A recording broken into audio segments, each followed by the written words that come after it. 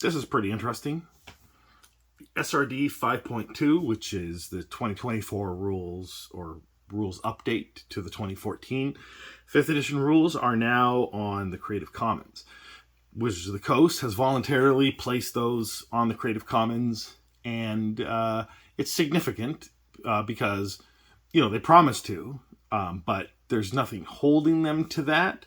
But now that it's on the Creative Commons, something they don't control, they have no ability to remove it from the Creative Commons. They could try, but legally anyone could contest that probably quite easily, and it doesn't matter how expensive their lawyers are. I guess someone would have to have enough money to endure an entire lawsuit over it. So there is still the possibility that they could do it in the future, and there wouldn't be anybody to stand up to them or willing to spend the money to stand up to them. So, effectively they could do it because no one's stopping them. But in general, I don't think a company wants to risk that. A company doesn't necessarily want to risk a lawsuit over a Creative Commons thing, whether it's Wizards of the Coast themselves for doing something they did, or another company for preventing Wizards of the Coast from doing something. So, effectively, it means that the SRD 5.2 is in the Creative Commons for good.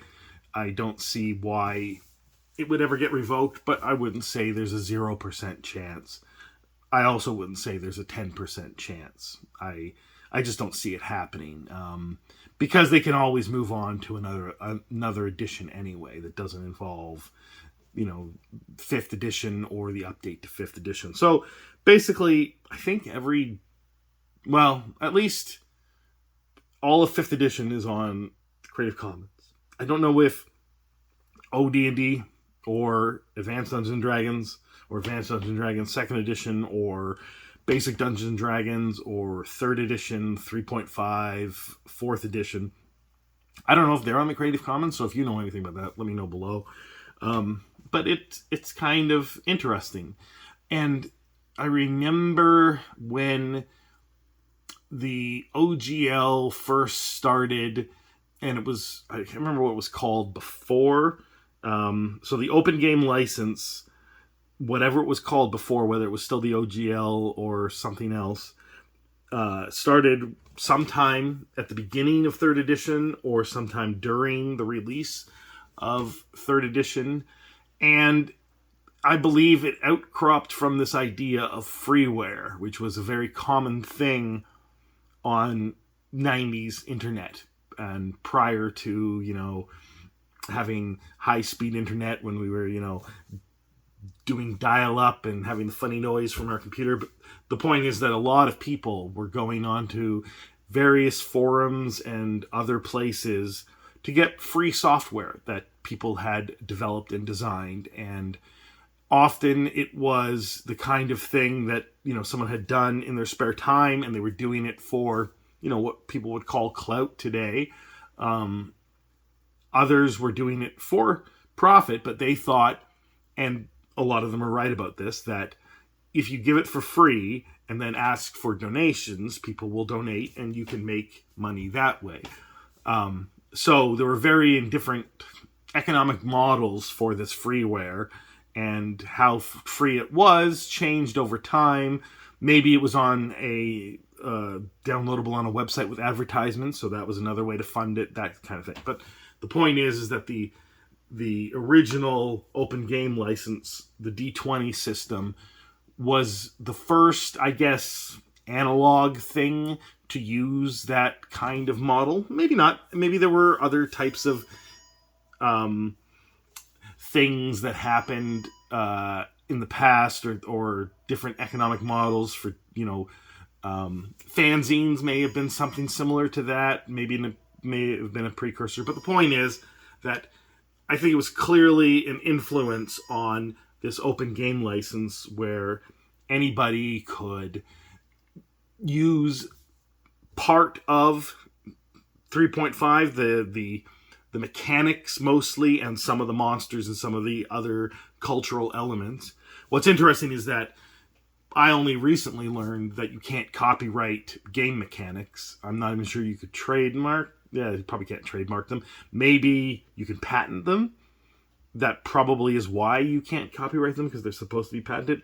I don't know, but the point is that you can't trademark game mechanics. You can only you can't copyright game mechanics. You can only copyright the expression of them. So, basically, if someone in a TTRPG says, roll a d20, bitch, then if someone was using the same system and they didn't have permission, they could use rolling a d20 to do whatever it was you were doing, but you couldn't say, roll a d20, bitch.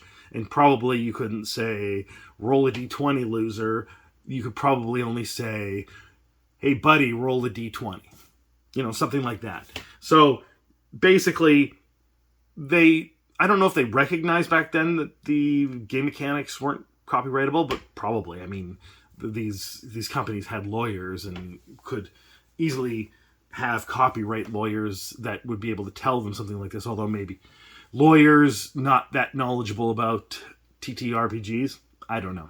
But the point is that it kind of solidified that most of the basic rules to use this game and a lot of the other elements that are copyrightable are now usable without having to ask express permission or pay a licensing fee to Wizards of the Coast, which opened up this idea of having a game that could be worked on by many. Basically, it opened up the man hours that could be spent on a game like this, and opened up the possibilities and potential for creative innovation. Already, individuals themselves were constantly homebrewing stuff and trading this stuff back and forth, but having, being able to create a company and being able to make money off of it just increased this possibility. And of course, that's what happened from 2000 all the way up to 2021, 2022, before the OGL crisis. People were, gleefully making all kinds of things and creating this snowball of awareness and excitement and, basically putting eyeballs on the game. And it's probably contributed to its, explosion by 2020. And the OGL kind of deflated that explosion and pushed D&D into this lull period that I've been talking about in a few videos.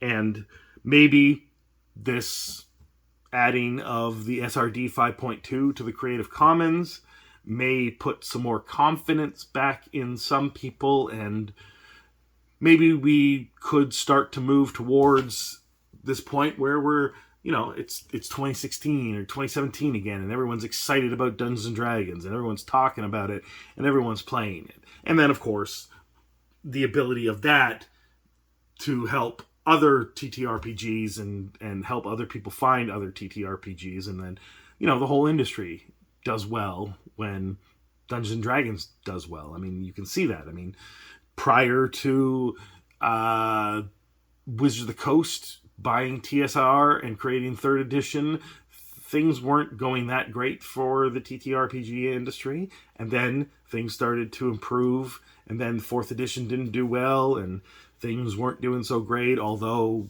Pathfinder did well, but the other indie TTRPGs, not so much. So that is all I really care about, is, are these games doing well, and what is the way to help these games doing well? And I think specifically for Dungeons & Dragons, this idea of sharing the IP, at least partially or fully, allows for it to become part of mainstream culture. And by doing so, it allows it to thrive. And that's, at the end of the day, kind of cool. The thing that I played when I was a teenager and it wasn't cool to do is now just a thing that most people do, or 30% of people do, 40% of people do. I don't know. In North America, anyway. I just think that's interesting. So, I don't know. Are you excited that the SRD 5.2 is part of Creative Commons? Do you like this open game license idea, and now Creative Commons, and now that's essentially irrevocable? What do you think about it? Let me know.